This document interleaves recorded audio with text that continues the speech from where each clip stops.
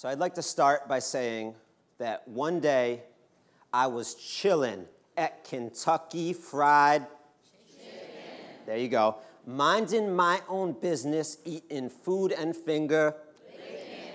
This dude walked up, strange and kind of funny, went up to the counter with his menu and his money. He didn't walk straight, kind of side to side. Asked this old lady, yo, is this Kentucky Fried? Lady said yes, smiled. He smiled back. He gave a quarter and his order, small fries. Big Mac. Nice.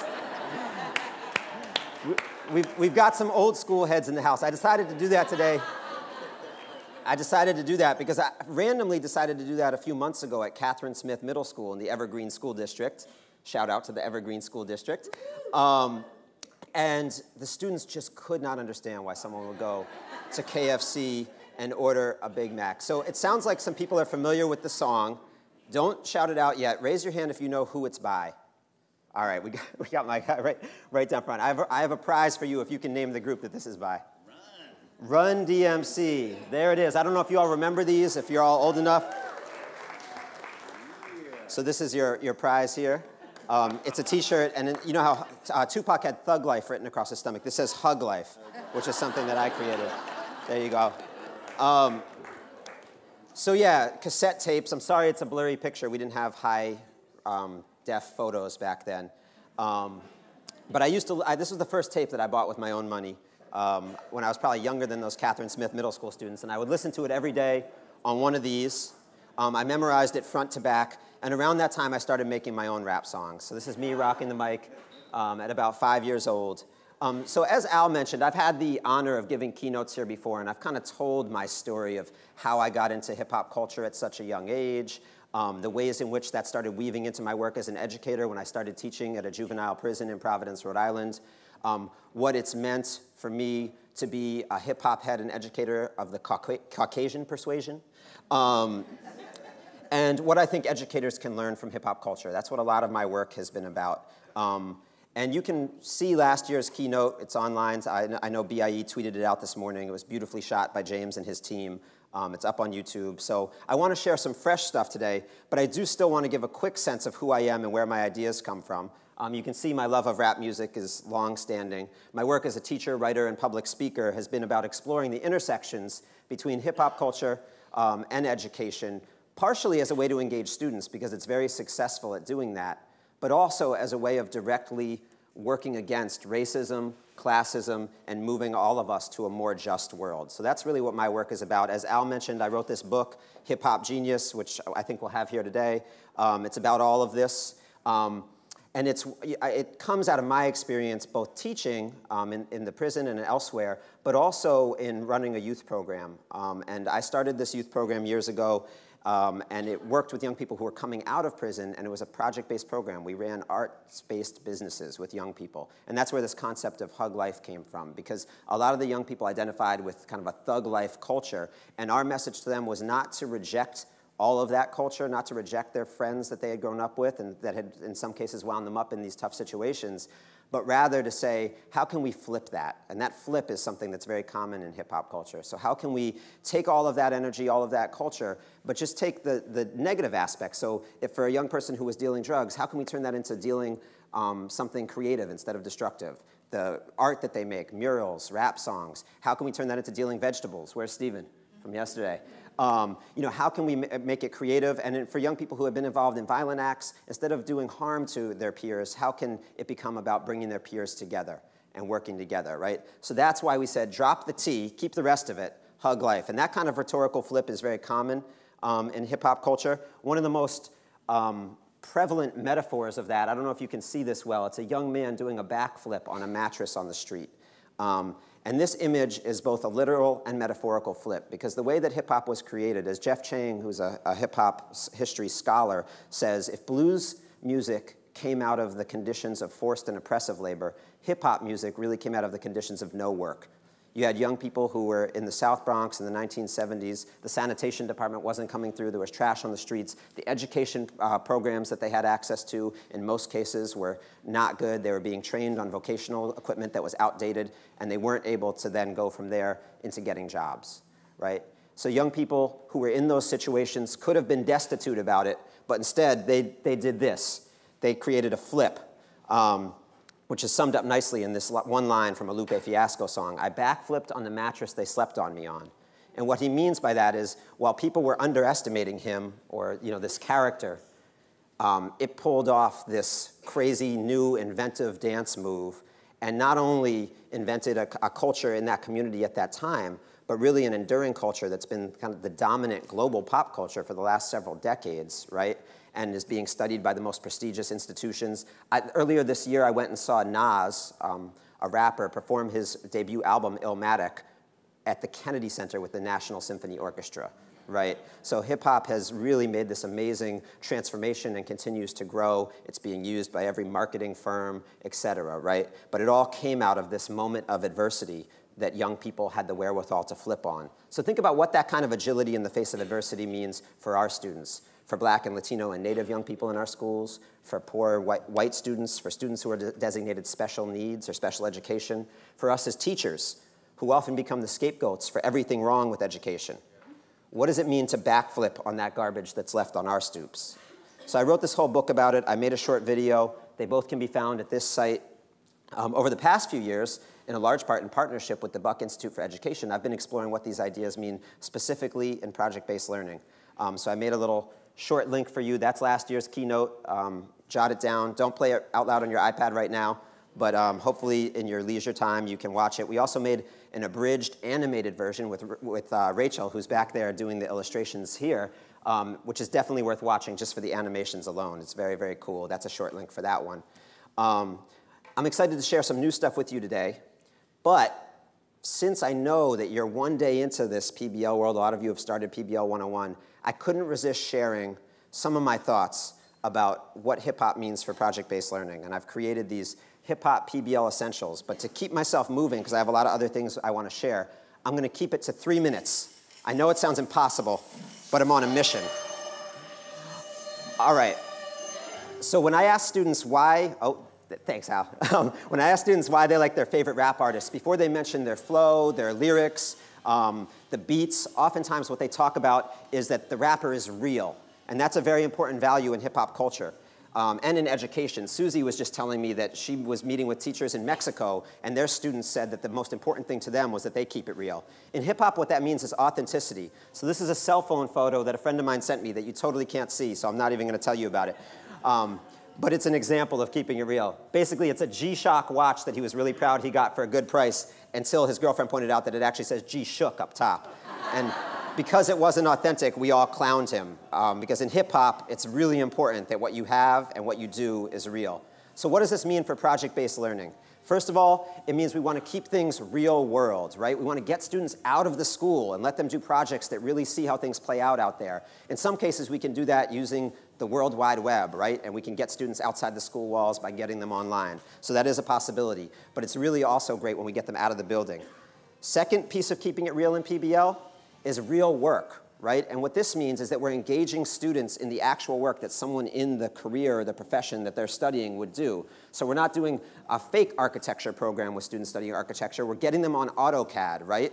We're having them participate in design charrettes. They're creating real blueprints. And hopefully, they're building something. The third piece of keeping it real that I talked about last year is about keeping it relevant or relevant to students' lives. This is especially important for students whose culture is not reflected in the dominant paradigms that are often in our schools, right? How do we bring in their culture? How do we bring in pieces of their family, their community? How do we bring in the things that they're most passionate about and want to create and make that a part of their education? And since I still have a whole minute left, I'm going to add one more this year that I didn't talk about in the past. And that is that while the first three interpretations of realness are crucial to making projects engaging, respectful of students' cultures, and preparing them for the real world after high school, what about not just preparing them for the real world, but actually empowering them to change what that world looks like? Right? So another part of what's important about keeping projects real is giving students the opportunity and encouragement to address pressing social issues of their choosing. This is engaging for students, and it allows them to experience agency, which is an incredibly important part of the experience for them to have at their young age. So I want to share some examples of these kinds of keeping it real, all 4 of these. And the first one is one that I think yesterday's keynote, Stephen Ritz, would like. It comes from the High School for Recording Arts in St. Paul, Minnesota, where students, many of the students have been through a lot of other schools. They've been adjudicated. They've experienced homelessness. And they address those issues and more. Check it out. I want to turn it up a little.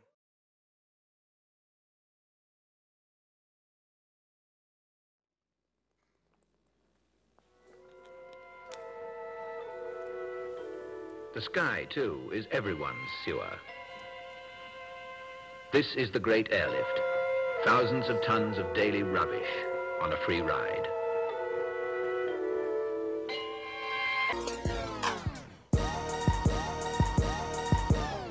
Okay, we living in filth, equator on tilt.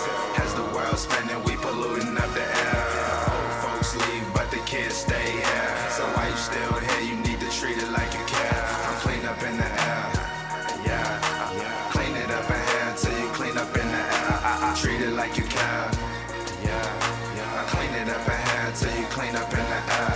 I'm clean up in the air, pollution can't faze me. Get up off your couch and stop being lazy. Don't you hear the earth screaming out, save me? You need to go green, ain't no maybes. Equator on tilt, I just hope it don't fall. Trying to reduce this carbon, I don't know about y'all. Do your part to help, whether it's big or small, and you can make an impact from Egan to St. Paul.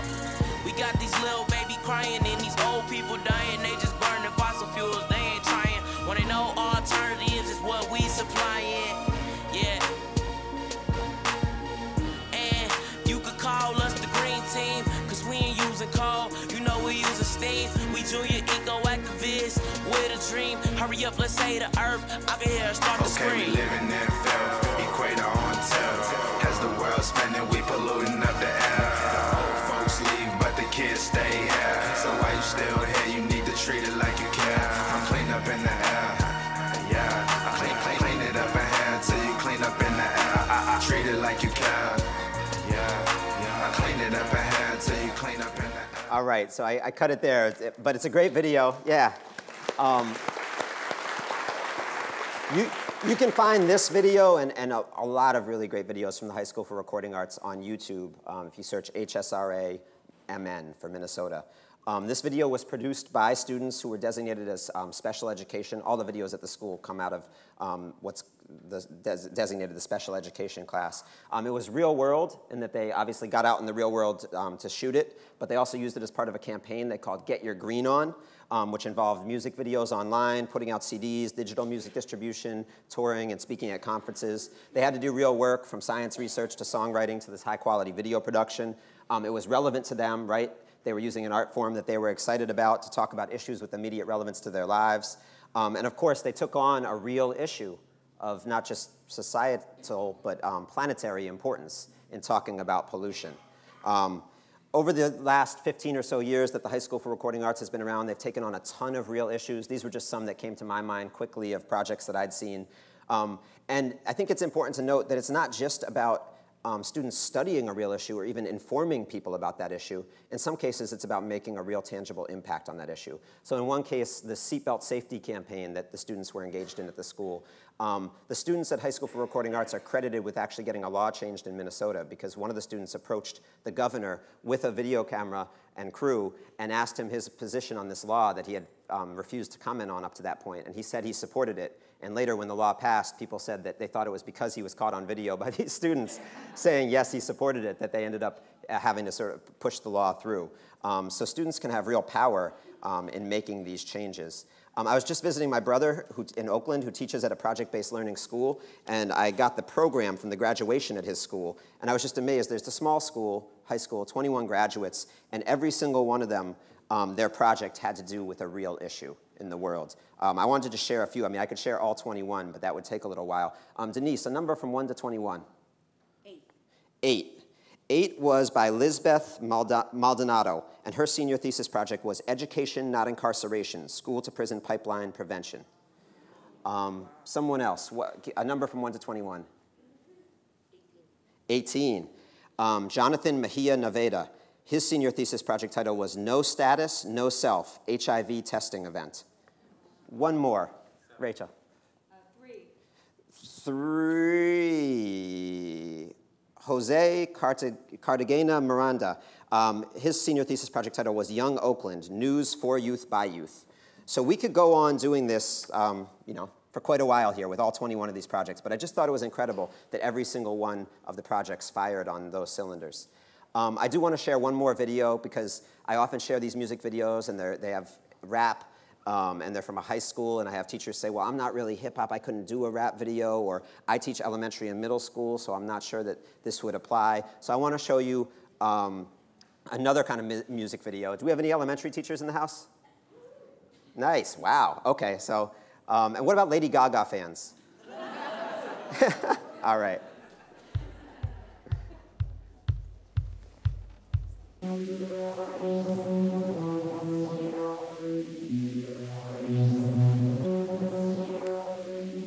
It doesn't matter if you're scared of them or not. Just open up your heart, because snakes were just born this way.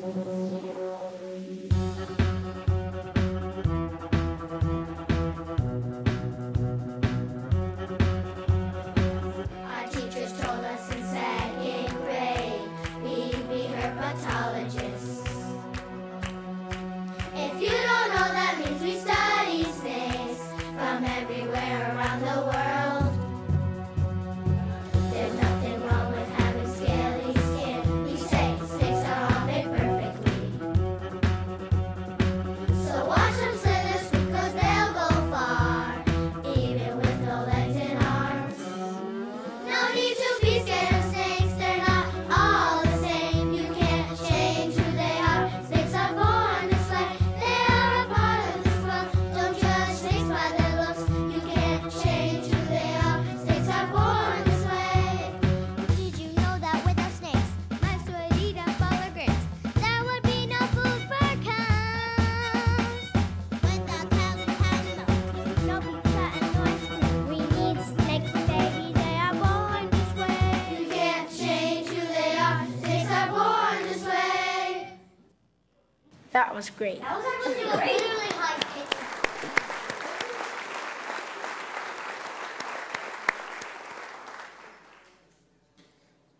So you can see how the second graders from the Conservatory Lab Charter School in Boston, Massachusetts, which, by the way, is an expeditionary learning school, and I know that Ron Berger is going to be here from Expeditionary Learning later this week, who's been a mentor of mine, and I highly recommend that you meet him if you have the opportunity. But you can see how the students approached an academic study of science and made it real for themselves. The video was put online. It's been viewed over 30,000 times. I hear it's even being presented at a conference in Napa today.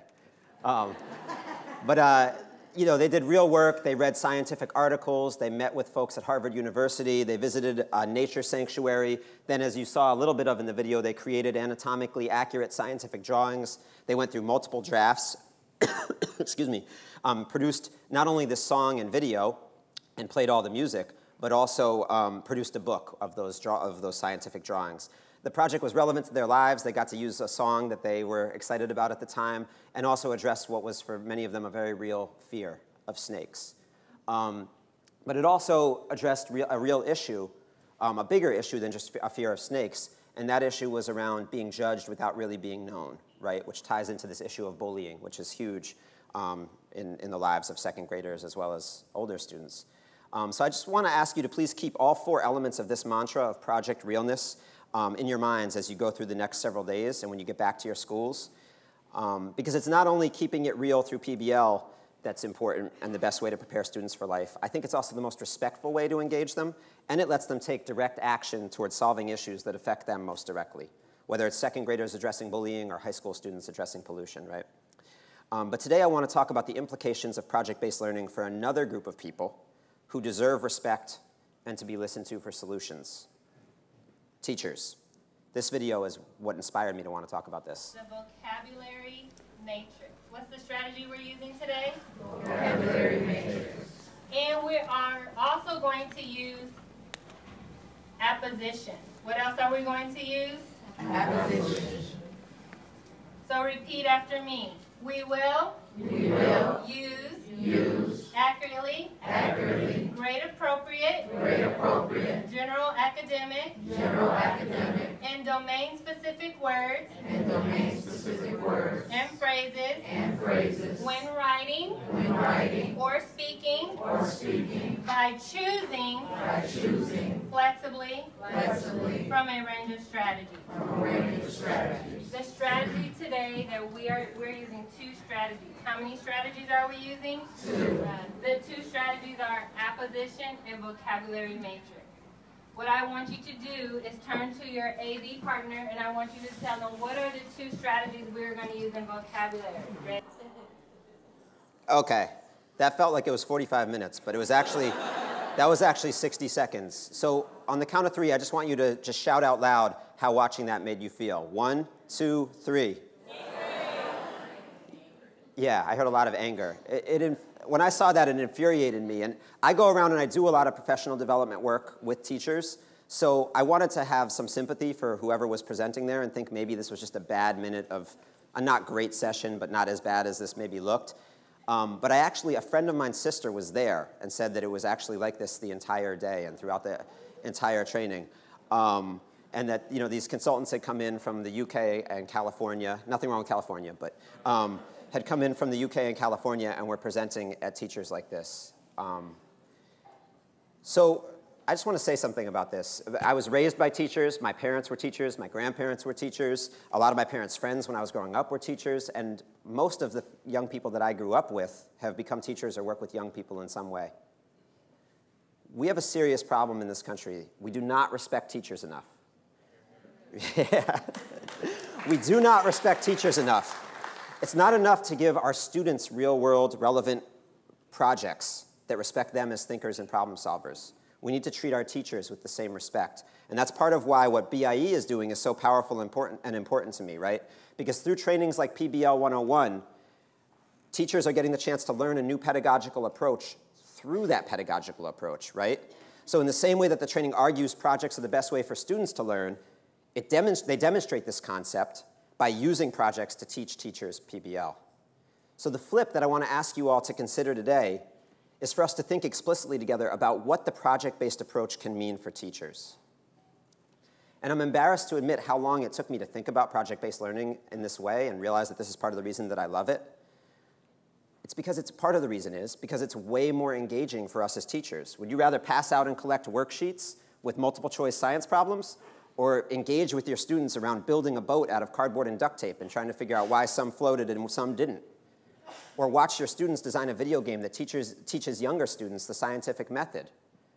Or help your students develop a nature guide that takes folks in their local community through a local nature preserve? PBL is way more engaging for teachers, and I don't think we should be ashamed of talking about that as one of the reasons that it's important. Because if our teachers are not engaged, because they're bored as hell from administering a standardized test over and over again, then they will not be effective educators, and sooner than later, they'll probably start seeking other career options.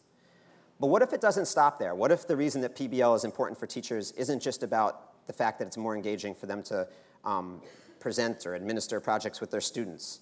As we look at the data around teacher retention, and as we consider the daunting problems that plague public education, I can't help but wonder, if we were engaging teachers more actively in tackling some of those challenges, if we were giving teachers the kinds of opportunities we're so committed to creating for our students, might they like their jobs more and be able to stay in them longer, right? Might we even solve some of the big problems in education? So this is our version of that hip-hop flip. Teachers, like the creators of hip-hop, have been dealt a crappy hand. We're under-resourced, we're given other people's trash and expected to turn it into treasures, and then we're blamed for the very problems that we're out here solving. So that's the mattress that's been left in front of our house.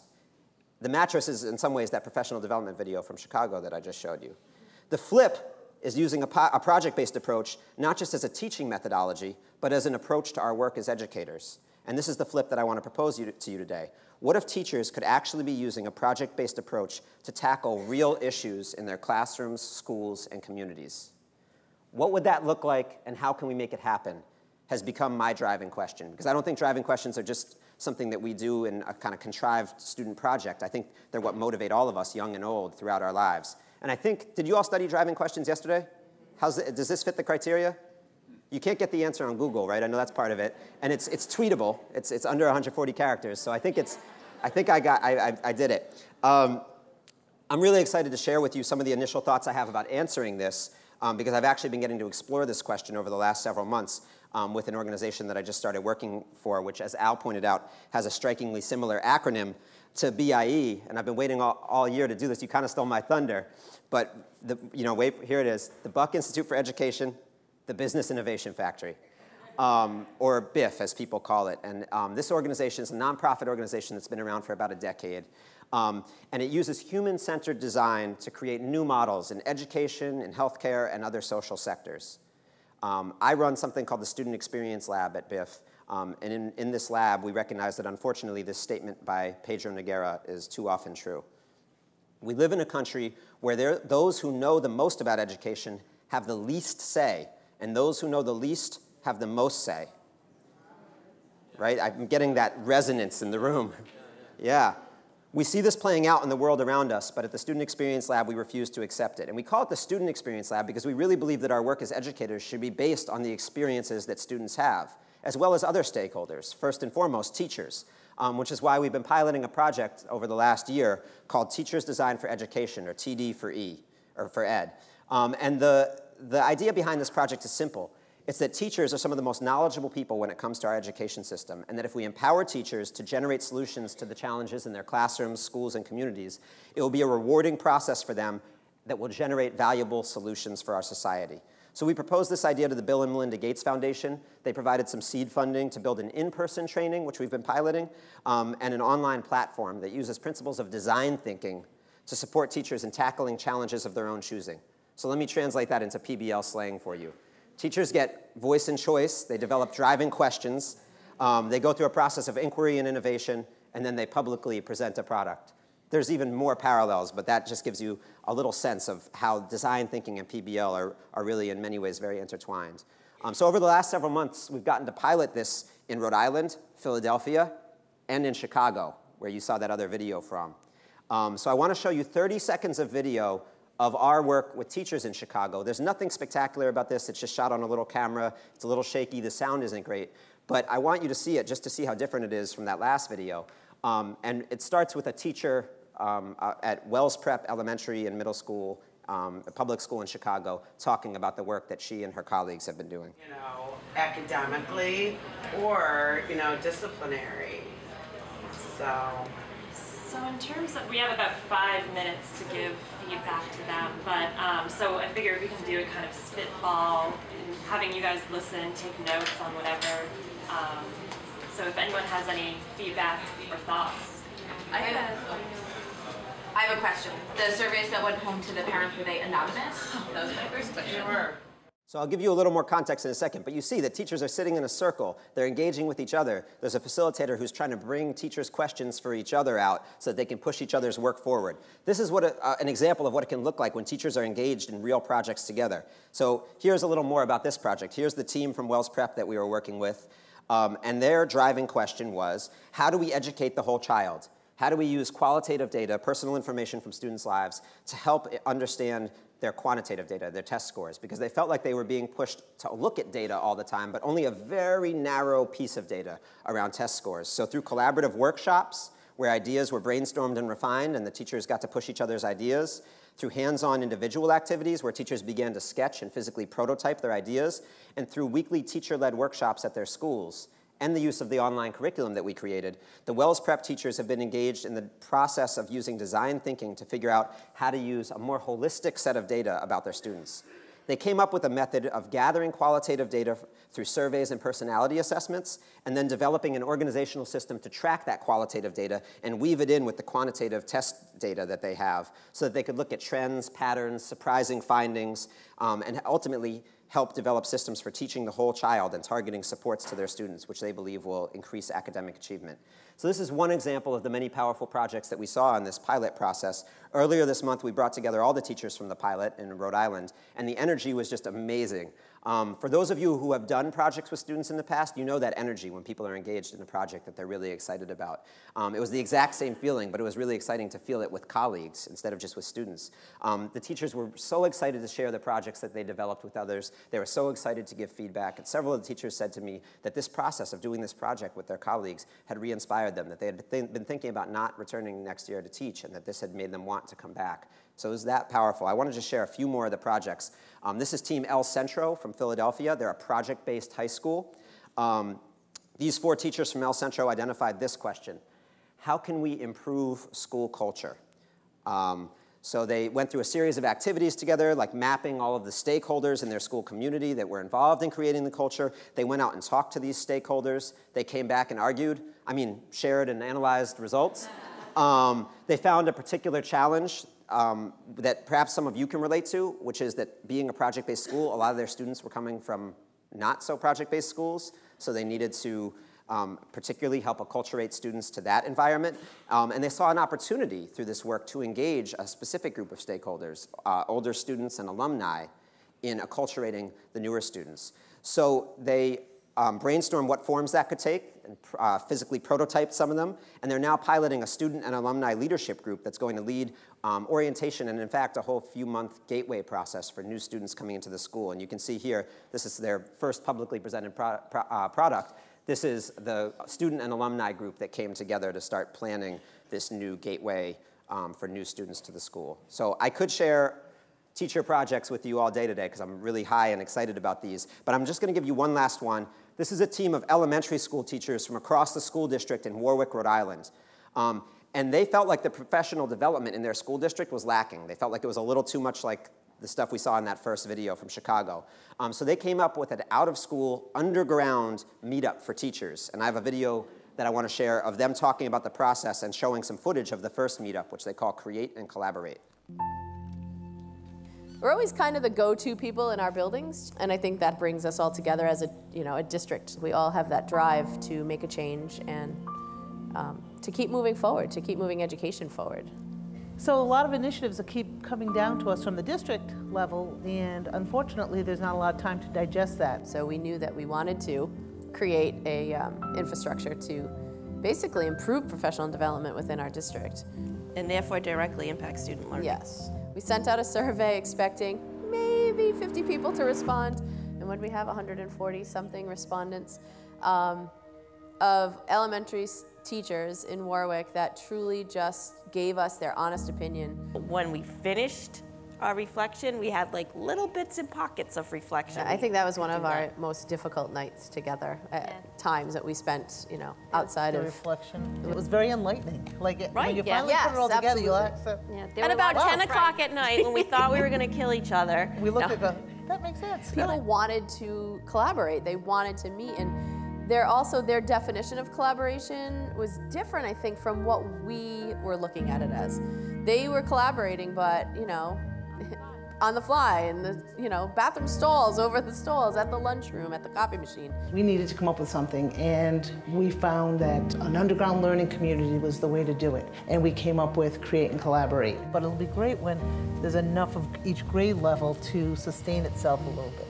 And also for it to not always be eventually just the 4 of us doing that. And to take something tangible out of that meeting and to walk into your classroom the next day and to actually use it, it's a great selling point. We all brought one thing that they could make and take, and then we also all brought something in terms of technology that they could implement into their classrooms. We polled out everybody during the night to see what was going on with their thought process and whether they were comfortable and happy and, would they come back. You send teachers back after one of our meetings and they are energized, and an energized teacher is much better than a frustrated one, that's for sure. In terms of professional development in our city, it's light years above what they do, honestly. Talking at you and not with you and not interested in your ideas, there's no collaboration. You just really feel like you're surrounded by a team of friends that want to help you succeed and ultimately your children. It's stuff that we can actually use and take instead of sitting and listening to somebody to just shout information out at us. You don't think outside of your own district, and there are other great things happening and other initiatives. I think communicating it to our school committee and to our administration and letting them know that people are doing this. Granted, it's on their own time, but can you imagine what the outcomes would be if you allowed it to happen during our day? I think it goes back to that we know all teachers have something of value to offer us. Sometimes you have to think outside of the box, and I think that's what we've done here for teachers in our district. There's life outside of our classrooms, and there's opportunities outside of our classrooms when we're still teaching, but there's still other things to really be done. And knowing that I've not always wanted to just stay in my classroom for the next 30 years, but really kind of make an impact larger than that. I feel like this is the first time I've actually been able to see that actually come to fruition. You impact your students all the time. We teach, we see the difference that we can make in their lives, but I feel like now I have something that I can share with my colleagues and help them grow just as much. I love this. I love seeing teachers empowered and taking action to make the education system better. So my goal right now is to support, foster, and spread this kind of work. Next month, we're making the online TD for Ed platform available to teachers all over, just to be able to log in and use what we've developed there. And actually, this Friday, my colleague Jeff, who built the platform, is going to be out here with us. For those of you who are staying for the PBL World Tech Expo, he's going to be sharing it and giving some sneak peek registration logins for the site. So hopefully, we'll be able to share that with some of you. But this is really just one way for teachers to be engaged in projects, right? It's a cool platform, but it's just one example. And you saw the teachers from Warwick developed another in a period of about 6 weeks through their Create and Collaborate PD sessions. And there are many, many more. What I'm hoping to do today by sharing these examples is to raise some questions for you. So as you go through the rest of this week at PBL World and then beyond, I'm hoping that you'll ask yourselves, how can I use project-based learning in my own professional growth and development? So think about yesterday, the things that you learned in the workshops and sessions you were in, and which of those things you could apply not just to take and do with your students, but actually to do yourself or do with your colleagues. And as you go through the next few days, I hope you'll continue to ask that question and continue to look at the activities with a dual lens. How do I use this with my students, and how do I use it with myself? I'd also specifically love for you to consider this question. How can I use a project-based approach to improve my classroom, school, community, and education? I know this is a lot to ask of you, that teachers are already busy, that on average, US teachers are teaching 25 to 30% more than colleagues in other nations. So I feel bad giving you this gargantuan task of solving these problems as well. But I also know that you hold brilliant ideas, and that it would be foolish of all of us to not give you the time and tools to share them. So to that point, I have one more question, which is for administrators. Admins, do we have admins in the house? Superintendents, principals? Nice, so you're not off the hook, this one's for you. How can I give my teachers opportunities to engage in project-based learning? How can you restructure PD in your school or school system to honor and take full advantage of your teachers' insights and brilliance? These are important questions I really want you to ask yourself, but let's also come back to that important question that the students at Catherine Smith Middle School asked me. Why would you order a Big Mac at KFC? Run DMC offered the only logical explanation emphatically in the chorus of that song. You can't participate. Raise your hand if you know the chorus of the song we did earlier. What is it? I got a prize for you if you got it. You be illin'. I got a copy of my book for you. Nice. So what does that mean? Obviously, illness in the literal sense is not a desirable condition. You don't want to fall ill. But in hip-hop slang, we often do these flips. Ill can actually be used to describe something so great that it's sickening. And that's kind of a common thing in hip-hop culture. Sick can actually be used in that same way. Or Run DMC on that same album have the kind of quintessential example of this. Not bad, meaning bad, but bad, meaning good. That was fun. You caught that? Not bad, meaning bad, but bad, meaning good. Right? They flipped the whole meaning of the word bad. Not bad meaning bad, but bad meaning good. So why would it be good to be illin', the way the dude who walked into KFC strange and kind of funny was illin'? Why should we strive for our middle school students or ourselves to ask for a Big Mac at KFC? I turn to Dr. Martin Luther King Jr.'s words on maladjustment. Modern psychology has a word that is probably used more than any other word in psychology. It is the word maladjusted. It is the ringing cry of modern child psychology, maladjusted. Now, of course, we all want to live the well-adjusted life in order to avoid neurotic and schizophrenic personalities. But as I move toward my conclusion, I would like to say to you today, in a very honest manner, that there are some things in our society and some things in our world for which I'm proud to be maladjusted. And I call upon all men of goodwill to be maladjusted to these things until the good society is realized. I must honestly say to you that I never intend to adjust myself to racial segregation and discrimination. I never intend to adjust myself to religious bigotry. I never intend to adjust myself to economic conditions that will take necessities from the many to give luxuries to the few and leave millions of God's children smothering in an airtight cage of poverty in the midst of an affluent society. It's a powerful speech, as all of Dr. King's are. He goes on to call for an international association for the advancement of creative maladjustment, or what Run DMC might call an international association for the advancement of illin. Creative maladjustment is the term that Dr. King uses, though, and I think it's an important one for us to consider as educators. A mentor of mine, Herb Cole, has written about that. I definitely recommend checking his work out. Real-world relevant projects are not just a good way to teach the Common Core or to prepare students for the real world. They actually open up the possibility to question and redesign the very system that they're a part of. And if we allow them, they open this possibility for ourselves and for our students. And I want to bring things back to our students because hopefully they're why we're all here. So I want to show you one last video about a project that I'm currently working on with a group of young people, high school students in Providence, Rhode Island, where we're teaching students the ideas of design thinking. And I would recommend, if you really want to understand the power of design thinking with students, I'd recommend you look at a TED Talk by a young woman named Emily Pilliton. But Dave and the BIE team are a few steps ahead of me, and she's actually the keynote tomorrow morning. So we're all going to get to hear about her design and build work with students. The project that I'm embarking on in Rhode Island is a specific design project, though. We're working with a group of students, partnering with an organization called Youth in Action and with the Rhode Island Department of Education. And the students are actually going to design a student-centered school.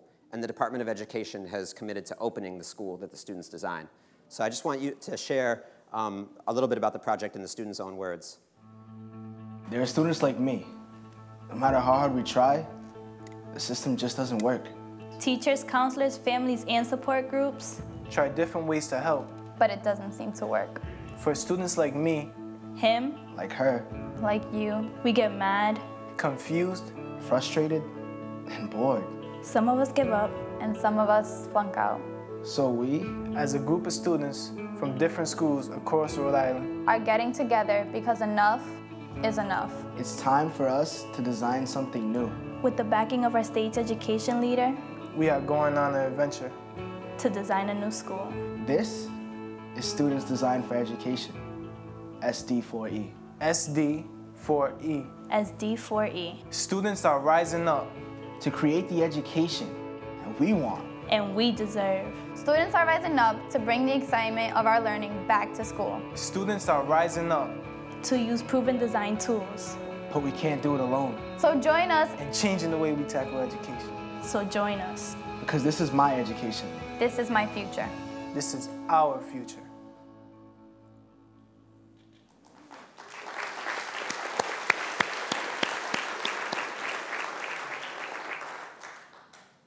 We should not ask for a Big Mac at KFC. We shouldn't be eating any of that crap. But we should refuse to accept what's on the menu. We should continue to ask for what we and our students need, for what we know is right, and sometimes just for the unexpected, to remind everyone that another different world is possible and that we and our students must be a part of defining, designing, and creating it. Please never accept injustice, never accept bad professional development, never force meaningless work, even projects, on your students. Strive for and support creative maladjustment. In other words, be illin. Thank you.